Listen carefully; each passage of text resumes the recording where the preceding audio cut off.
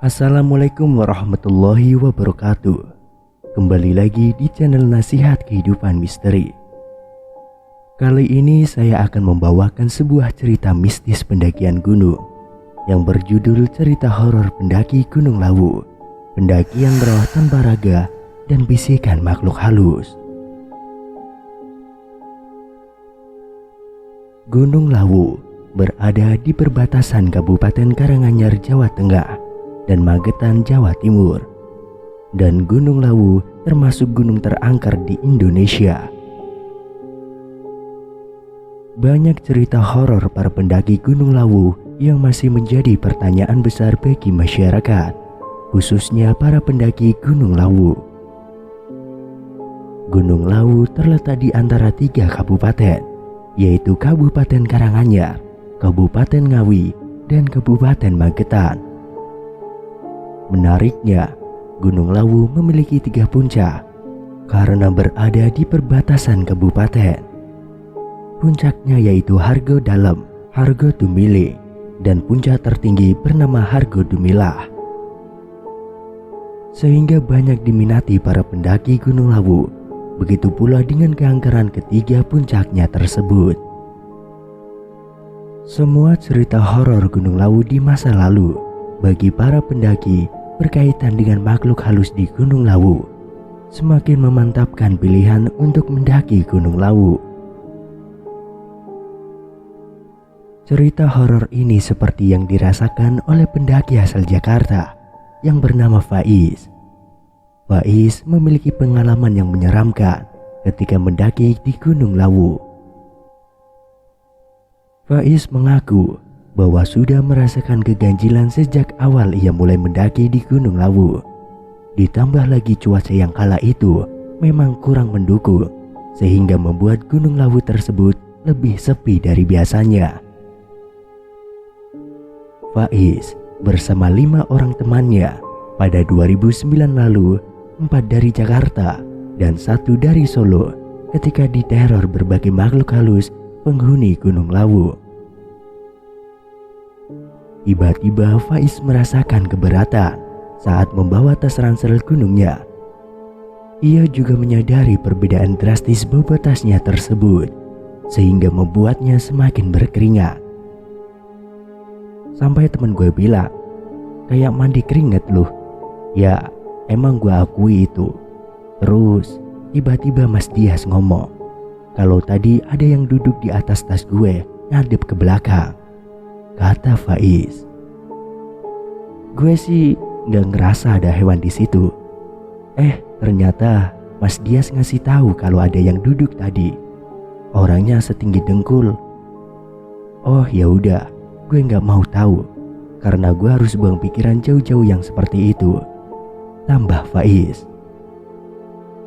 Ini merupakan pengalaman pertama yang cukup menyeramkan bagi Faiz beserta teman-temannya saat mendaki Gunung Lawu.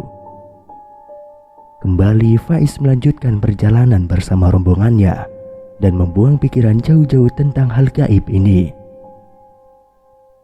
Selanjutnya, sekitar siang hari menjelang zuhur, di tengah perjalanan, Faiz dan para pendaki lainnya dikejutkan oleh segepok uang yang masih bersih tergeletak begitu saja di tanah. Uangnya cukup banyak, ada 2.000 sampai 20.000. Segepok berjajar rapi di tengah jalan, seperti uang yang habis keluar dari bank. Temen gue namanya Lana. Lana mau ambil, tapi Mas Dias nyuruh Lana untuk uangnya dibalikin lagi ke posisi semula. Ya, karena kita nggak boleh ngambil yang bukan milik hak kita, ungkap Faiz. Kita nggak boleh ambil duit itu, kembalikan ke posisi semula, kata Dias kepada rekan-rekan yang lainnya. Rekan-rekan pendaki lain sudah paham atau mengetahui bahwasannya Dias adalah seorang indigo yang dapat merasakan hal-hal yang gaib. Tapi Dias tidak pernah diganggu sama sekali oleh kehadiran sosok makhluk halus di sekitar Gunung Lawu. Kemudian setelah para pendaki meninggalkan uang pada tempatnya lalu melanjutkan perjalanan, mereka memutuskan untuk beristirahat sebentar dari panasnya terik matahari di Gunung Lawu pada pos 3. Namun tiba-tiba ada hal yang aneh. Hujan deras turun begitu saja, padahal baru saja terik matahari. Aura di tengah perjalanan menuju pos 3 Gunung Lawu terasa sangat mencekam. Terlihat ada 2 sosok wanita dengan muka yang rata, rambut panjang, dan baju putih terlihat sangat jelas dan mengikuti mereka. Tapi Faiz dan para pendaki tetap melanjutkan pendakian. Setelah melihat sosok tersebut, badan Faiz terasa dingin, menggigil, dan tidak dapat digerakkan sama sekali. Faiz mengungkapkan jika sosok tersebut tidak menerima kehadiran mereka di sini. Saat cuaca masih hujan lebat, Faiz dan para pendaki terpaksa melanjutkan perjalanan karena sudah paham jika sosok tersebut tidak menyukai keberadaan mereka. Bivak dengan cepatnya didirikan oleh Faiz serta dibantu oleh teman-temannya di dekat sebuah pohon besar yang rindang. Saat Faiz dan rekan-rekannya hendak menyantap makanannya, terdengar suara pria dewasa yang tengah berteriak dengan kencang dari arah Gupakan Menjangan di Gunung Lawu. Suasana yang sebelumnya begitu hangat kini berubah menjadi hening. Faiz dan rekan-rekannya berusaha untuk mengabaikan suara yang didengarnya. Tama dan rombongan membereskan tenda, kemudian bersiap untuk summit attack. Setelah beberapa lama melakukan perjalanan, akhirnya mereka sampai di Hargo Dumilah sekitar jam 6 pagi. Gue takut nih, cuma gimana lagi caranya nguatin diri sendiri supaya gak terlihat terjadi apa-apa. Walaupun pas balik dari situ badan gue menggigil banget. Apa mungkin gue belum permisi ya? Atau memang sosok itu gak bisa nerima kedatangan kita? Pokoknya gue maksa teman-teman harus pergi dari sini dan lanjut jalan, ucap Tama. Singkat cerita, setelah perdebatan terjadi, akhirnya mereka memutuskan untuk melanjutkan perjalanan dengan keadaan hujan yang sangat deras. Tak lama kemudian, semua mendengar suara bisikan samar-samar, "Hati-hati di jalan." Namun ada sebuah cerita apabila di sana para pendaki mendengar suara-suara aneh tersebut, maka para pendaki harus membuang salah satu barang yang para pendaki punya, sebagaimana orang yang sedang bertransaksi dengan cara barter. Sesampainya di puncak Hargo Dumilah, rombongan ini tidak melihat siapapun di sana. Terlihat sangat sepi, hanya ada dupa dan awan yang berkabut. Faiz akhirnya memutuskan untuk pergi ke warung Boyem untuk makan pecel di atas puncak Gunung Lawu.